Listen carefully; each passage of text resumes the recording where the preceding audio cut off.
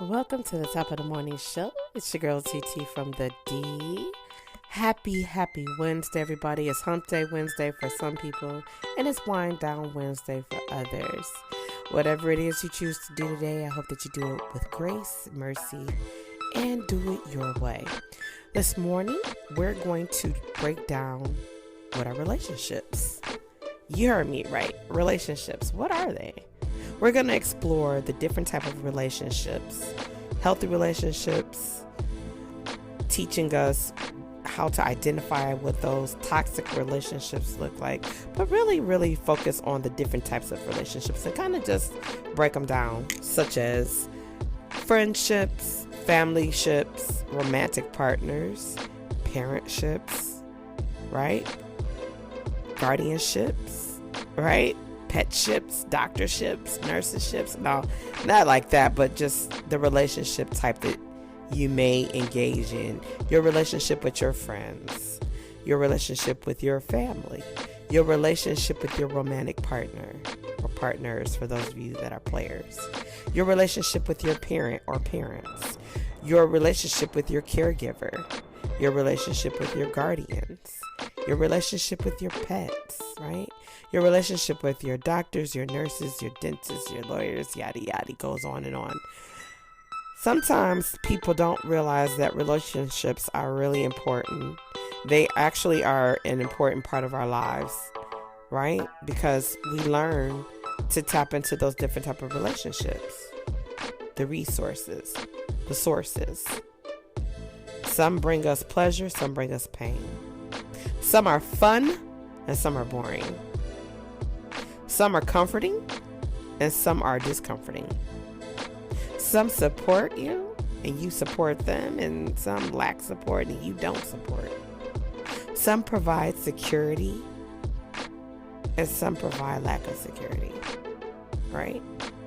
And it's important that we experience pretty much all of those type of relationships as we go through this thing called life journey. And if you know what they look like, you should be able to tap in and actually know how to behave in them. And I know you might be saying, I'm not a child, TT. What you mean behave? How to just be one. Like your relationship at work with your employer, if you are an employee, and vice versa. If you are an employer and you have an employee or employees, you have to be a certain way depending on which role you have. The one thing that we always need to have, no matter what kind of relationship, is communication and respect.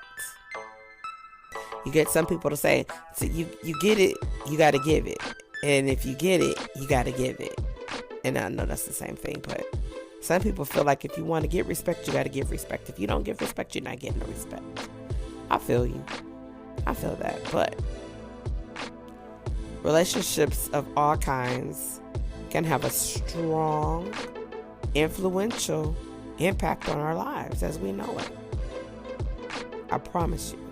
So we're going to break down the specific type of relationships. And then you could look at it and say, oh, okay, well, I don't know. Now, family relationships. Whew. Some of these can be toxic, baby.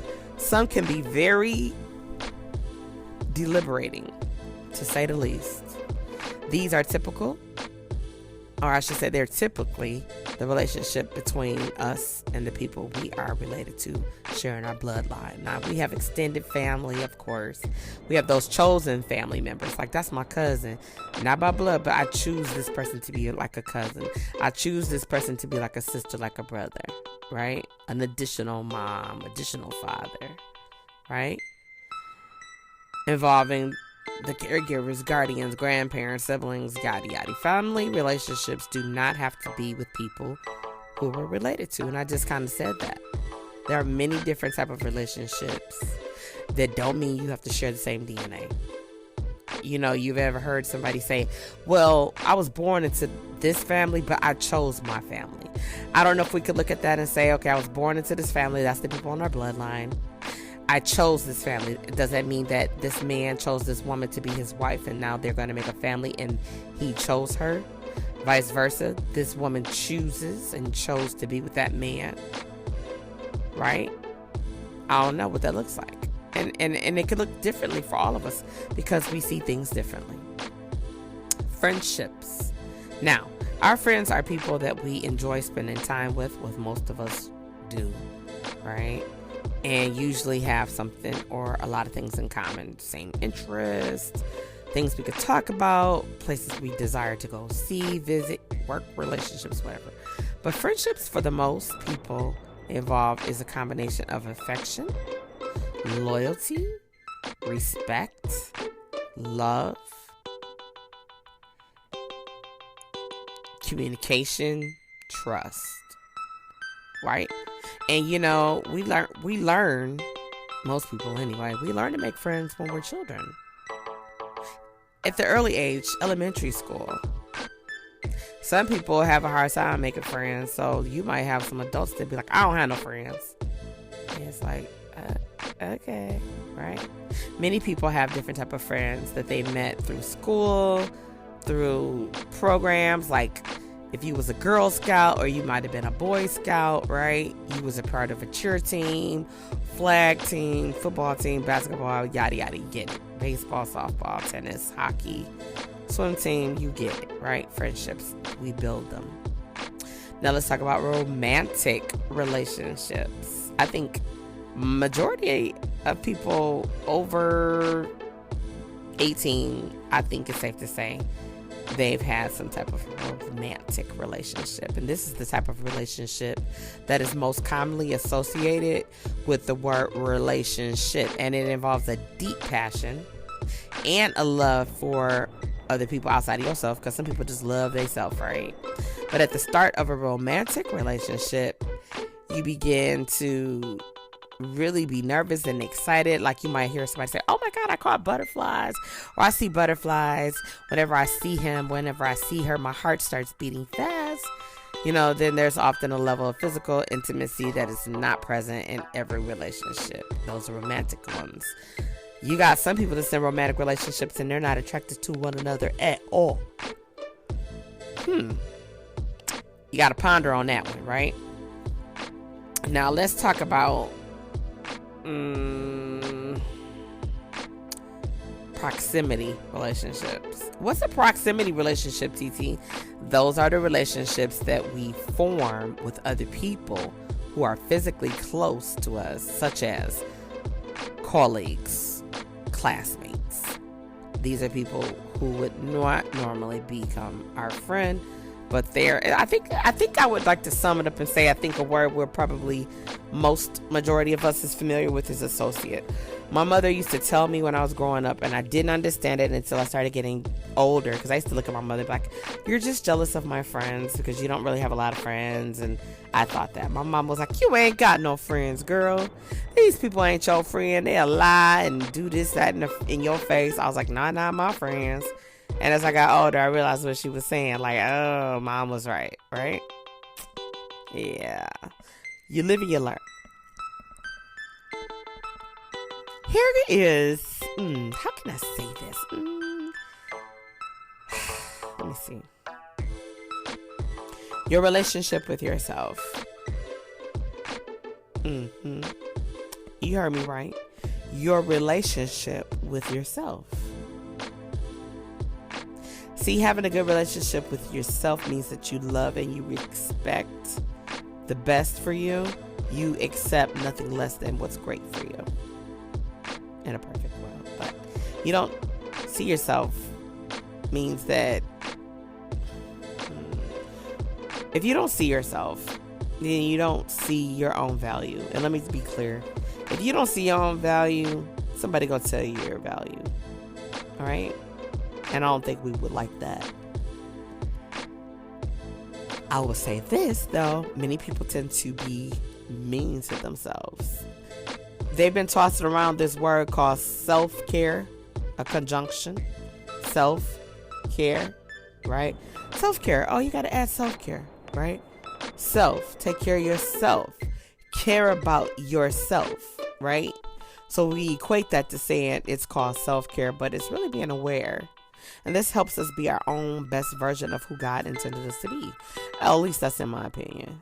Okay?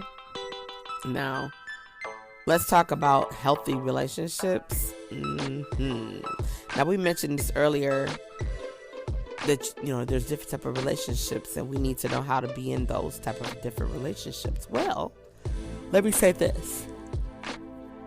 Excuse me. Characteristics of healthy relationships include trust. We spoke about this a few minutes ago. Love, respect, honesty, kindness, generosity. But you gotta have boundaries. And I'm getting ready to go to counseling in about 2 weeks, and I'm gonna focus on learning how to create healthy boundaries, right? Other elements of healthy relationships include being able to openly talk about your emotions and feelings. I'll label it and say, hey, I'm very transparent. I've not always been that way, but I've grown to be that way. So it's a great feeling to know that you can openly talk about what you're feeling, what you're thinking. Feeling happy to see and spend time with the people that make you happy is a beautiful relationship to be a part of. Feeling safe and happy around others is a key. I can't imagine feeling unsafe and hanging around somebody. First of all, I'm not going to do that. Like, what? I got to be safe for myself. And if just in case somebody feeling like, oh, I don't care. I don't lock my door. We sleep in a house with the door unlocked. Well, I can't spend the night at your house. Because let me be clear, all doors, windows will be locked when you're in the house, right? Ain't that the purpose of keeping people out? Well, some people could say, well, no, you ain't got to be like that. You could just, have boundaries. And I'm like, no, I'm so good on that. I'm good, right? I'm going to lock this door. I'm going to lock these windows, right? I can feel safe in my spirit. But in the physical, people crazy as a Bessie bug. And I don't have time. I don't want to lay nobody down. Now I want to get laid down. So therefore, I'm letting me lock my door. Because if you come into the house and you're not welcome and you didn't see me unlock that door, that window, and you came through that window, that door uninvited, then you're going to get that hot boy.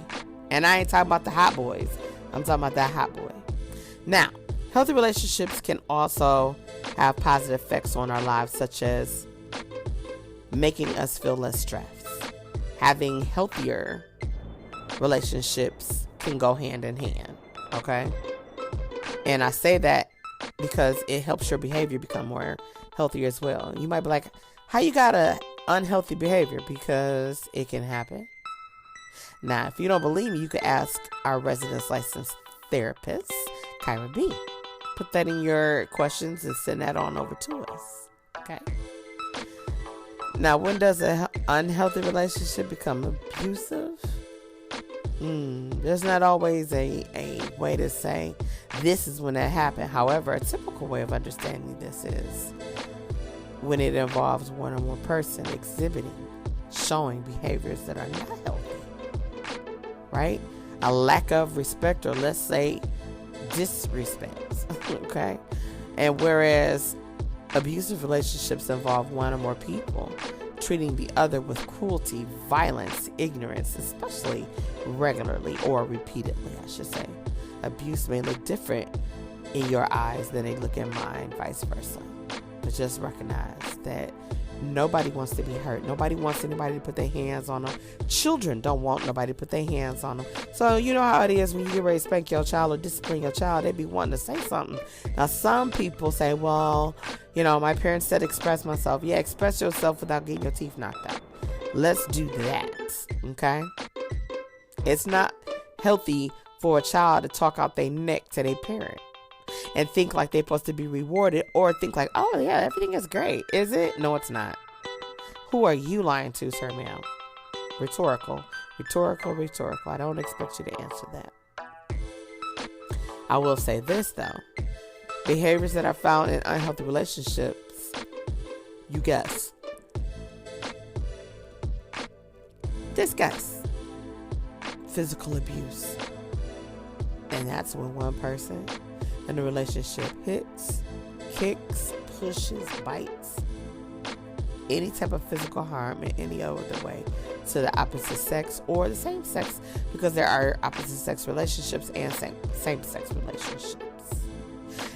Understanding it being controlling, example, dictating what other people can do, where they can go, what they can wear, like what? like, yeah. They want to say, well, I'm trying to prevent this and that from happening. Are you really? Or are you just trying to be a control freak?